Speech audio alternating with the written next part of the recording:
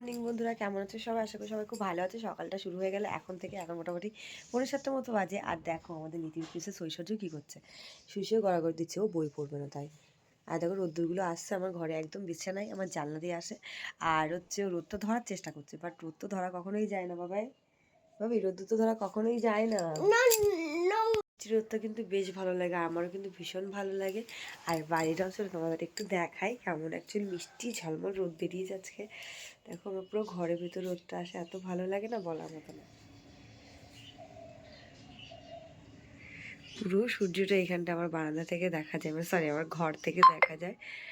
তারপর আমরা চলে এসেছিলাম ছাদে। আর ছাদে এসে দেখো ঐশ্বর্য কি করছে, আর আমাদের মাছগুলোকে দেখো, অনেক মাছ রয়েছে আমাদের এখানে কিন্তু। আর অ্যাকোরিয়ামটা দেখেছো কতটা বড়। আর ঐশ্বর্য সকালবেলা এসে এই রোদ পোয়াচ্ছে নাম করে, মানে বললো একটু রোদ পোয়াতে যাবো, কিন্তু এসে বদমাইশি করছে। আর এদিকে ওর পাপাও চলে এসেছে আজকে।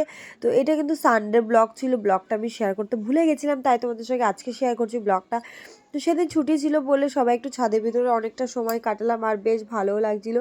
একটু হালকা হালকা রোদ্দুর বেরোচ্ছে, শীতের সকালে বেশ ছাদে না একটু বসতে বেশ মজা লাগে। আর তোমাদের একটা কথা বলি, প্রতিদিন যারা তোমরা আমাকে এত ভালোবাসা দাও, ভালোবাসো, তাদেরকে অনেক অনেক ধন্যবাদ। তোমরা আছো বলেই আমি আছি। আর এই যে দেখো আমার লুকটাকে এবার তোমাদের সঙ্গে শেয়ার করি। একটু বেশি লাগছিল, মানে যখন অনেকটা সময় থাকার পর দেখছিলাম যে একদম গা হাত পা জ্বালা করছে, তখন আবার একটু মুড়ি দিয়ে বসেছিলাম। আর সকালবেলাটা আমার লুকের অবস্থা দেখো, কিচ্ছু কিন্তু মাথা টাথা কিচ্ছু আসেনি। আর এদিকে দেখো মা পুজো দিচ্ছে, সেটাও দেখার। এটা হচ্ছে আমাদের ঠাকুরঘর, তোমরা তো অনেকেই জানো।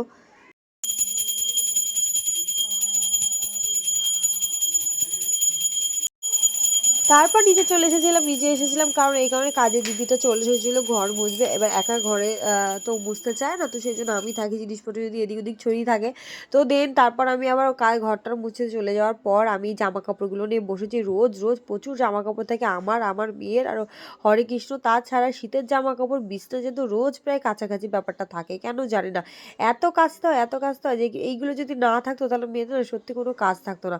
সবাই বলে বাড়িতে কি করো, রান্না করো আর খাও আর কাঁচা ধোয়া করো। এই যে কাঁচা ধোয়া করা ব্যাপারটা যে এতটা, তোমরা নিজেরাও ভাবতে পারবে না। দেখো এখনো এতটা জামা কাপড় রয়েছে, এগুলো আজকে কাচবো।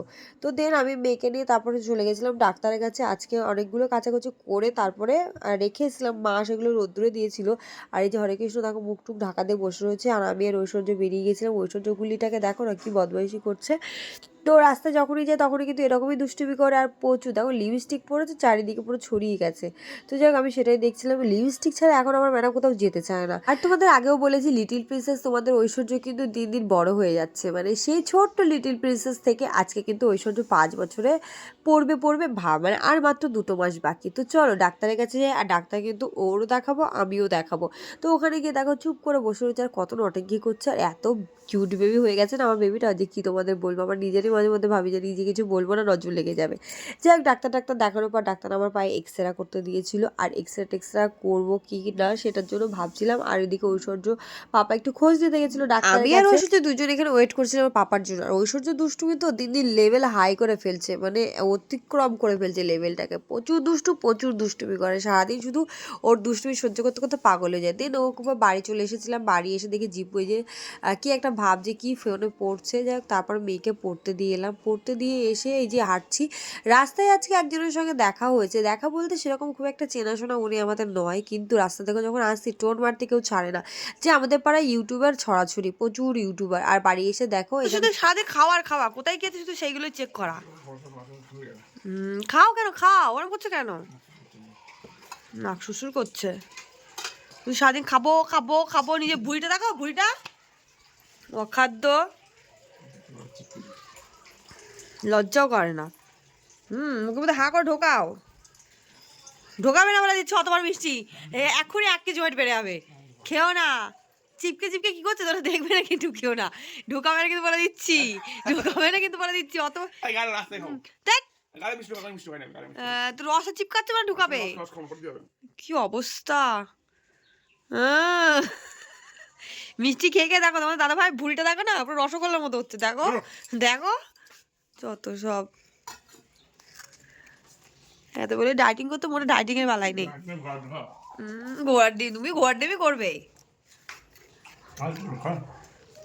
না আমি খাবো না, তুমি খাও।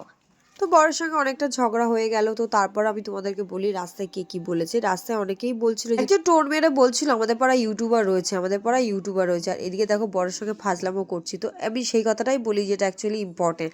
তো যারা ইউটিউবে কাজ করতে পারে না, যারা হিংসায় জ্বলছে, তাদের একটা কথা বলবো, হিংসা করে কোনো লাভ নেই। যদি পারো তো ইউটিউবে কাজ করো, ইউটিউবার যদি হতে চাও। কাউকে টোন মারতে গেলেও কিন্তু তার পেছনে থেকেই টোনটা মারতে হয়, তাকে তার সামনে গিয়ে কখনোই টোনটা মারা যায় না, ঠিক আছে? তো যখনই তোমরা টোনটা মারবে তখন একটা চিন্তা ভাবনা করবে যে আমি তো একটা জায়গায় রয়েছি, তোমরা তো সেই জায়গাটাতেও যেতে পারোনি। অনেকে এখানে বলবে যে তুমি বেশি বেশি বলছো, কিন্তু না, বেশি বেশি বলার কিছু নেই। এই জায়গাটাতে আসতে আমাকে অনেক কষ্ট করতে হয়েছে, অনেক কষ্ট করিও এখনও। আর আমার বাড়ির লোকে যখন পুরোটাই সাপোর্ট করে তখন তোমাদের বলার কোনো অধিকার নেই। তোমরা আবার হয়তো অনেকে এটা বলতে পারো যে তাহলে কেন ভিডিও করছি, দেখো সেটা তোমাদের ব্যক্তিগত ব্যাপার। আমি তোমাদের কিন্তু জোরে ধরে তো বলিনি যে তোমরা আমার ভিডিওগুলো দেখো। আর এখানে ভাবে কেন বড় গায়ে পা দিয়েছি, অ্যাকচুয়ালি ওর পায়েটা ব্যথা ছিল, তো আমাকে বলছিল পা দিয়ে একটু টিপে দাও। এটা নিয়ে তোমরা কোনো বাজে মন্তব্য করো না। আর এদিকে দেখো ভাই বোন দুজনে গান করছে, দেখো জাস্ট।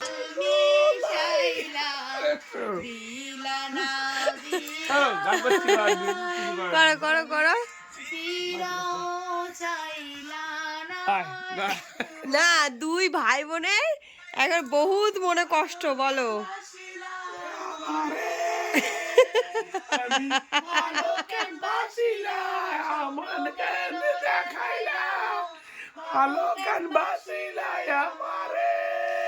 বহুত গান করছো তুমি, হ্যাঁ, বহুত কষ্টের কথা মনে পড়ছে আমার।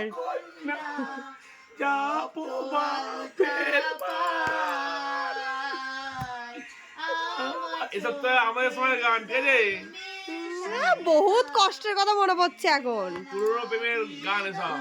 পুরোনো প্রেম। আর তোমার মনে কি, হ্যাঁ, ও তো ভয়ে গেছে। ওরা এক চড় মারো নিজের দাদা হয়ে। এই গানটা আমার দোনাম কর, মায়ের মুখে চলে গেছে, মায়ের মুখে, মায়ের মুখে। নিজের নিজের প্রেমের কথা মনে করছো, ঠিক আছে, কিন্তু বোনটারও সেটাই শেখাচ্ছ। ও তো মায়ের মুখে গেছে।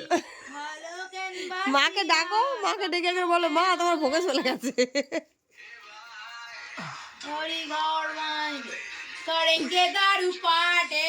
এই বন্ধ কর ফোন। ওর মনে বহুত ইয়ে হচ্ছে।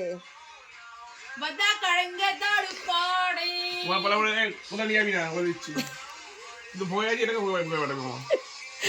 বেচারার একটা বউ, তোর না অনেকগুলো হয়ে যাবে। বলো বলো হরে কৃষ্ণ, কি বলো, কিছু বলো। বলবো না, এখন নাক বন্ধ করে দেবে। যা এটা বলো বউয়ের জন্য হয়েছে কেন? মা যাবে, তুমি ফিরবে না। মা, তার মানে মা এই আর ও দুজনে মিলে এইগুলো আলোচনা করেছে। দুদিন একটু দেখো গাইস, এটা ফুচকা খেতে গেছি বাইরে বরকে ছাড়া, আমি আর জিপু দাও আবার বলছে ধরে আজকে থেকে যা বলবি সত্যি বলবি, বল গোপাল। মা বলছে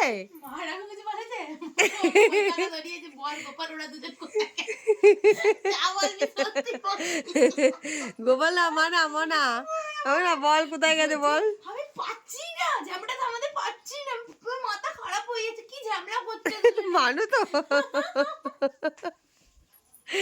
এক একটা জাসুস।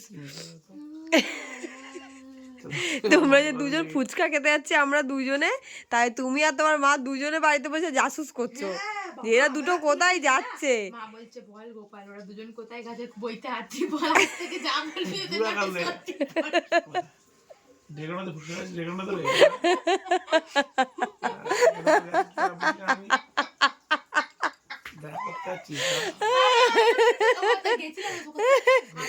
জানেই না গেলাম, গিয়ে দেখি ওই মরে গেছে বাচ্চারা বন্ধ সব, আবার ঘুরে যেখানে যাবি মাকে নিয়ে মাকে নিয়ে যেতে হবে, মানে যেখানে যাবে শাশুড়ি মাকে নিয়ে যেতে হবে, আর কোনো ব্যাপার না, এবার যাবে আমাদের সাথে। বলে আর কোনো ব্যাপার না। দেখেছো জীবু, তার মানে দেখেছো হরে কৃষ্ণ জীবুর আলাপ কি বোঝাচ্ছে, নিয়ে যাবে এবার থেকে, এবার থেকে কোনো ব্যাপার না। ঘরে এখন কীর্তন হচ্ছে, কিনি হচ্ছে না হচ্ছে, এদের দুজনের ওর বয়ফ্রেন্ড কেটে গেছে আর এর পুরনো গার্লফ্রেন্ডের কথা এর মনে পড়ছে। এখন গানটা শুনে কত রসের কথা মনে পড়ছে একেবারে। তার মধ্যে এখন যাও বা বোনটা প্রেম করছে, মনে পড়ছে বৌমনি বলছে আমি আমার বয়ফ্রেন্ডের কথা ভাবছি, তুমি তোমার গার্লফ্রেন্ডের কথা ভাবো, এটা বললো। আমি তোকে তখনই বলে দিয়েছি কপালটা আমার খারাপ ছিল, ওই কারণে এসে জুটেছে কপালে। কত গার্লফ্রেন্ড কত বয়ফ্রেন্ড ওয়েট করছিল, প্রত্যেক তো ভালো ভালো ওয়েট করছিল, কপাল খারাপ হলে যা হয়। এখানে এসে পড়েছি, বলো হরে কৃষ্ণ। তোমারটাও খারাপ ছিল কপাল, আমারটাও খারাপ কপাল ছিল, দুজনে ঠোকাঠুকি খেতে খেতে এখানে এসেছি। গুতো খেতে খেতে পাচ্ছি না। ঘুমিয়ে পড়ো।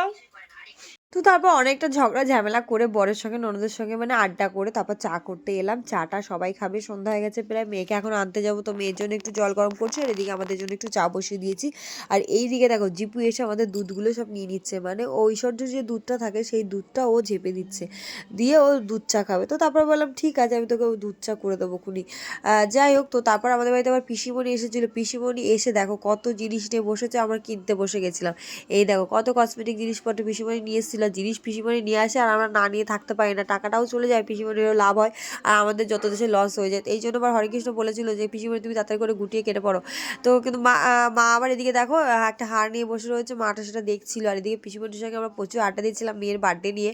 আর এই দিকে দেখো মনা আমার ভিডিও করে দিচ্ছে, সেই কারণে এখানে আমি হাই হ্যালো করছি, ওকে বারবার বলছিলাম মামা একটু হাই হ্যালো করো, হাই হ্যালো করো। কিন্তু দেখো আমার একটা সুন্দর ক্যামেরাম্যান হয়েছে যে সুইটভাবে আমার এরকম সুন্দরভাবে ক্যামেরা করে দেয়, আর এরকম ভাবে তো আমার বড় আমাকে ক্যামেরা করে দেয় না। শুধু একটাই টপিক ঐশ্বর্যবাদে কি করব কি না করব সেটা নিয়ে সবসময় আলোচনা হতেই চলেছে, কোনটা ছেড়ে কোনটা করব, কোনটা কি হবে, কত লোক হবে সেটা নিয়েও এখানে আলোচনা করছিলাম। আর ঐশ্বর্য ভিডিওটা করে যাচ্ছিল, ঐশ্বর্যকে বলছিলাম মাম্মাম তুই থাম, তো ও কিছুতেই শুনছিল না। এদিকে দেখো অত হার নিয়ে বসেছে, কোনটা নিয়েছি সেটা আমার পিসি দিচ্ছিল, কিন্তু ভুলবশত একটা হার আমার মিস্টেক হয়ে গেছে যেটা মা নিয়েছিল। আর মেয়েরা কি বলতো কেনাকাটা করতে এতটাই ভালোবাসে, সে যাই হোক না কেন, যেটাই সামনে থাকুক না কেন, দরকার না হলেও না আমরা সেটা কিনে নিই। আজকে বাবুর পকেট থেকেও যেমন গেল মায়ের জন্য, আমার বড়ের পকেট থেকেও কিন্তু গেল মেয়ের জন্য। মেয়ে একটা লিপ বাম কিনে নিয়ে এসেছিল আর এদিকে মা দুটো হার নিয়েছে, এটা নিয়ে আমরা প্রচুর আড্ডা মারছিলাম, বাবুকে প্রচুর খচাচ্ছিলাম। আর যাই হোক, তোমাদের এই ভিডিওটা কেমন লাগলো অবশ্যই জানিও, যদি ভালো লাগে অবশ্যই আমার চ্যানেলকে সাবস্ক্রাইব করে দিও, পাশে লাইক কমেন্ট করে দিও।